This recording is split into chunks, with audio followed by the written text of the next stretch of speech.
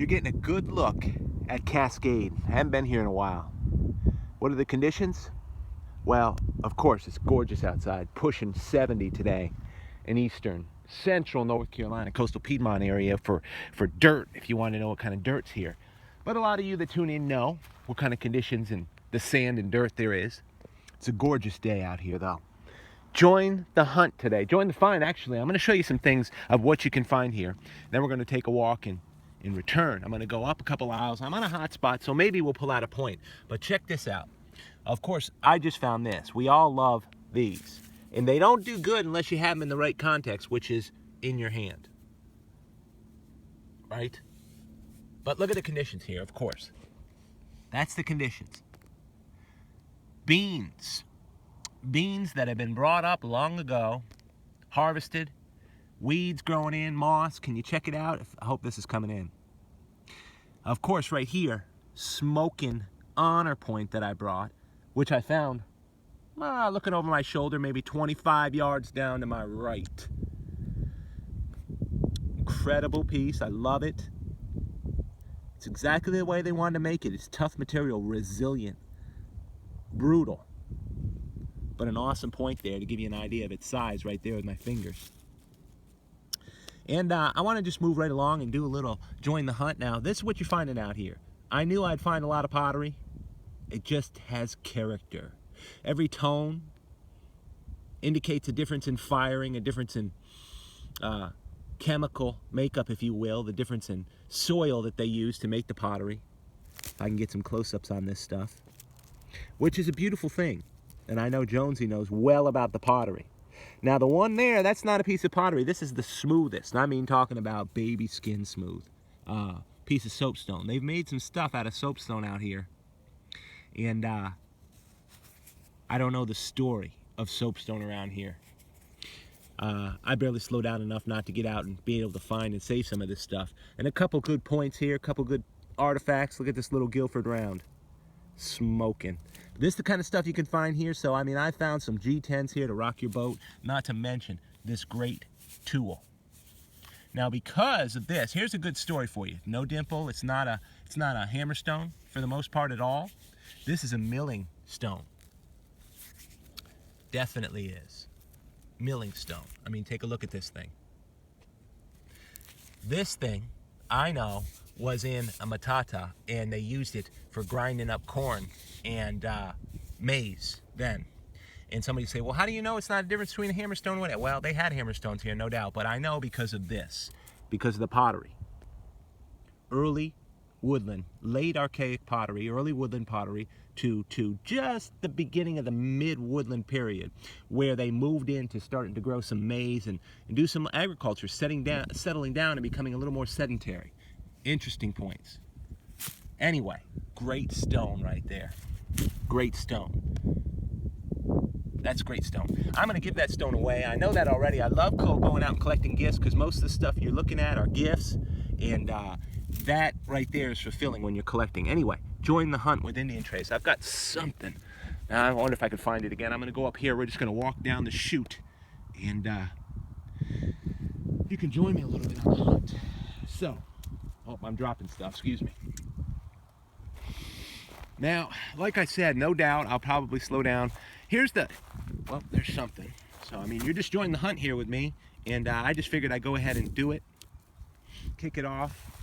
I know that a little box that I have here that I have to walk, which is about 50 yards long and about 10 yards wide, I found quite a bit of artifacts. And it actually humbles me when the memories jump up of the points that I found right where I am. Like the one I showed you on the ground. No, I didn't pick it up. Didn't pick those up yet. I've got an idea here, and I don't want to make this join the hunt too long. Just want you to come out just for a little segment. Maybe I'll make another. Maybe I'll find some more. You're never going to find anything unless you try. Now, I make these join the hunts in context again for those of you who, and I'm going to get my eyes steady and the camera steady, I make these join the hunts in context for many who simply Look at the conditions. My goodness, if you had to see anything. I got to share something about that in a second. For many who cannot walk, I've got some people out there who are handicapped, and some people who are dealing with pain issues, and some people who really maybe don't even have an area, and let alone people who get to tune into Indian Trace who are in states that are backwards legally, legislatively. They don't even let them collect artifacts. I mean, how ignorant. God, do I wish I had the capital overhead to go over and absolutely attack that legislation constitutionally.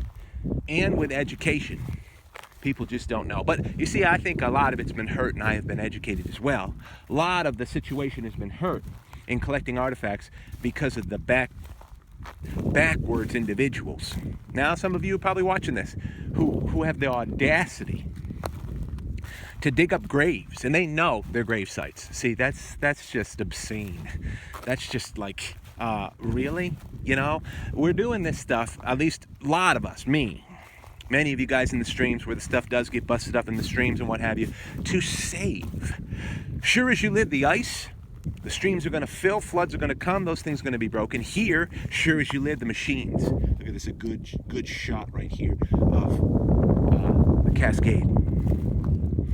And sure as you live, the machines are going to return. So that's why I come out here at lunch and sift around a little bit. Sure as you live, the machines are going to return.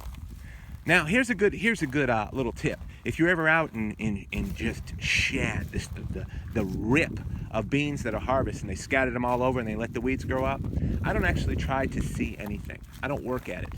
I work on relaxing, and I was actually praying.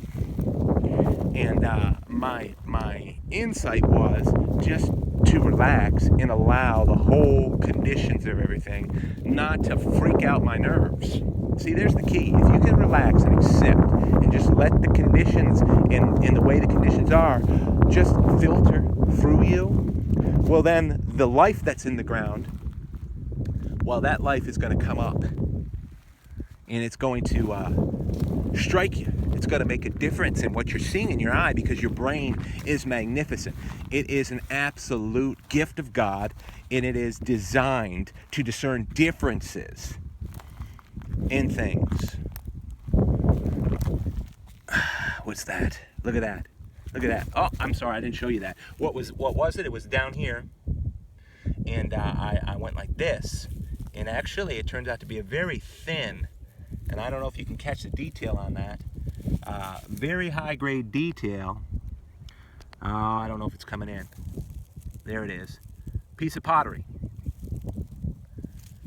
Now, why do I stop like that for a piece of pottery? Some people find a ton of stuff and everything. This is actually, just to give you an insight, in everything that you find, if it's valuable, it's relative. This is actually a piece of pottery that is rare to find this size. I mean, look at that. Look at the texture on it. And so, it goes in a separate disc. I might have 25 pieces that are this big. I mean, really. And I know I'm well over 1,000 artifacts that I found altogether for artifacts. I do a digital count and do some logs and some data banks every day. Anyway, let's keep rolling around here. That's why I'd stop. I don't know if my focus will come in on the walk like this. Look at this. Still wet on one end. To pick up a piece of pottery like that. Look at that. Now, they use definite fabric imprints from two different ways to make a slight diamond. So you're talking about early woodland pottery. Late archaic, possibly. It's very, very hard to pinpoint, but they can be pretty sure. Pottery, as Jonesy would tell you and has mentioned, is the greatest indication of dispensation of what a site is. It'll tell you everything. Point types and things like that don't always do that. What's my time on this? Okay, not going to take a whole lot longer. Now, what I'm going to do is I'm going to go up here and I'm going to pull this up and get my pile picked up, and we're going to move on. Oh, look at that. Will you? Check this out on Indian Trace. See how easy something can get away with you? That's another big piece of pottery. You know what's interesting about this? Nice to find a big piece of pottery. Why? Relatively speaking, like I said, it's all a relative factor. A lot of people find pottery, they got a ton of it, they got boatloads. We don't. Really not. It's a rare thing, so it becomes more valuable. Interesting thing is, look at the difference in this piece of pottery if I can get a good angle on the sun. And this piece of pottery, in terms of its imprints. Now, it could be two different personalities, but I'm betting you, looking at both sides, that it's two different dispensations. Now, that could be the separation of 200 years, because this site is clearly been occupied for respectively 2,000 years of different types when it comes to point types like these. So I'm gonna cut this one off now. I appreciate you joining the hunt with Indian Trace. That's a lot of great stuff, and you got to find some. So it will be join the find with Indian Trace, and I really appreciate you tuning in. And put that honor point right there to take a good look at it. Right there, that's a great look at Indian Trace, still life, if you will. And just naturally, hope you find out there. We'll keep it basic and straightforward for Indian artifacts and potteries and tools today. Everybody be well out there.